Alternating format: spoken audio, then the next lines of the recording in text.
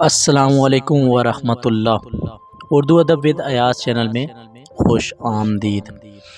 آج 15 فروری ہے، جو کہ ہمارے بہت پیارے کلاسک فلاسفر منطقی شاعر اسد اللہ خان غالب کی برسی ہے۔ اسد اللہ خان غالب کے حوالے سے مختصراً بات اگر میں کروں تو یہ 27 دسمبر 1997 کو آگرہ میں پیدا ہوتے ہیں۔ اصل نام مرزا اسد اللہ بیگ خان تھا۔ تخلص اسد بھی کیا اور غالب بھی۔ بعض کلام میں آپ کو تخلص اسد ملے گا اور بعض کلام میں آپ کو تخلص غالب ملے گا۔ زیادہ تر غالب کرتے تھے۔ عرف مرزا نوشہ تھا، پیار سے ان کو لوگ نوشہ میاں بھی کہا کرتے تھے، مرزا نوشہ بھی کہا کرتے تھے۔ اگر ان کے خطاب کی بات کروں تو ان کو نجم الدولہ، دبیر الملک، بہادر نظام جنگ کے خطابات ملے۔ والد کا نام مرزا عبداللہ بیگ خان تھا۔ بااجداد کا پیشہ تیغ زنی اور سپہ گری تھا۔ 13 برس کی عمر میں دہلی کے ایک عظیم دوست گھرانے میں شادی ہوئی اور یوں غالب دلی چلے آئے، جہاں انہوں نے اپنی ساری عمر بسر کر دی۔ غالب نے اپنی زندگی بڑی تنگ دستی میں گزاری، مگر کبھی کوئی کام اپنی غیرت اور خودداری کے خلاف نہ کیا۔ 1855 میں ذوق کے انتقال کے بعد بہادر شاہ ظفر کے استاد مقرر ہوئے۔ بہادر شاہ ظفر بھی ایک مشہور شاعر ہیں اور مغلیہ دور کے آخری بادشاہ ہیں۔ ان کے استاد مقرر ہوتے ہیں غالب۔ پھر نجم الدولہ، دبیر الملک اور نظام جنگ کے خطابات حاصل کرتے ہیں۔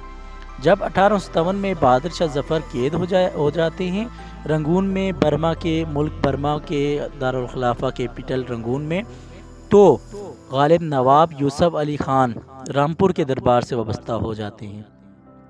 غالب فارسی اور اردو دونوں زبانوں کے عظیم شاعر تھے۔ جتنی عمدہ شاعری کی اتنی ہی شاندار نثر لکھی۔ انہوں نے شاعری کے ساتھ ساتھ نثر نگاری میں بھی ایک نئے اسالیب کی بنیاد رکھی۔ وہ اردو اسالیب نثر کے امام تھے۔ غالب سے پہلے خطوط بڑے مکفّہ اور مسجع زبان میں لکھے جاتے تھے، یعنی بڑی مشکل زبان میں، قافیہ ردیف کی پابندی رکھتے ہوئے۔ شروع میں جو تمہید باندھتے ہیں، بڑی اعلیٰ اور عمدہ تمہید ہوتی تھی، جو مطلب ایک اردو دان ہی باندھ سکتے تھے، اردو دان ہی خط لکھ سکتے تھے اور اردو دان ہی خط پڑھ سکتے تھے۔ کوئی عام بندہ ایک دوسرے کو خط نہیں لکھ سکتا تھا، لیکن غالب نے خط کو آسان کر دیا۔ غالب نے اسے ایک نئی شگفتہ زبان عطا کی اور بقول انہی کے، یعنی غالب خود کہتے ہیں کہ مراسلے کو مکالمہ بنا دیا۔ غالب کی شاعری کی ایک نمایاں خصوصیات ان کا منطقی اور استدلالی انداز سے بیان ہے۔ بقول پروفیسر اسلوب احمد انصاری، یعنی غالب صرف جذبات کا تجزیہ ہی نہیں کرتے، بلکہ ان میں ایک باہمی تعلق پیدا کرنے کی کوشش کرتے ہیں۔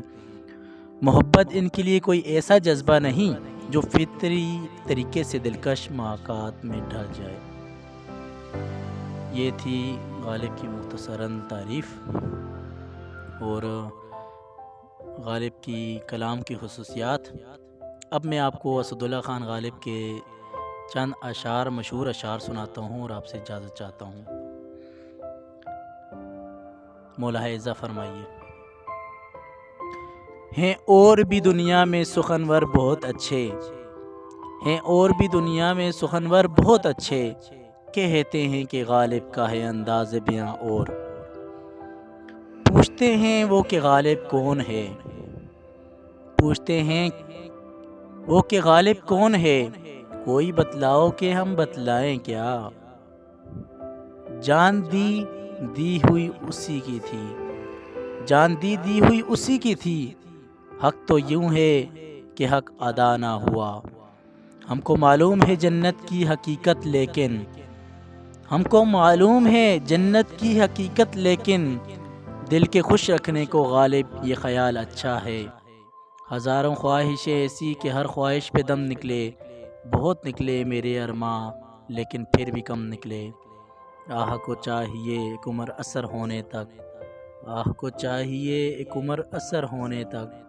کون جیتا ہے تیری زلف کے سر ہونے تک، ہم نے مانا کہ تغافل نہ کرو گے لیکن، خاک ہو جائیں گے ہم تم کو خبر ہونے تک، خاک ہو جائیں گے ہم تم کو خبر ہونے تک۔ یہ غالب کے مختلف مشہور اشعار تھے ایک غزل نہیں تھی، نہ کہ ایک نظم تھی، بلکہ اشعار تھے مختلف غزلوں کے جو آپ نے ملاحظہ فرمائے۔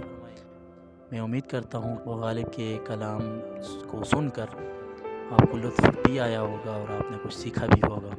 اگلی ویڈیو تک کے لیے اللہ حافظ، شکریہ والسلام۔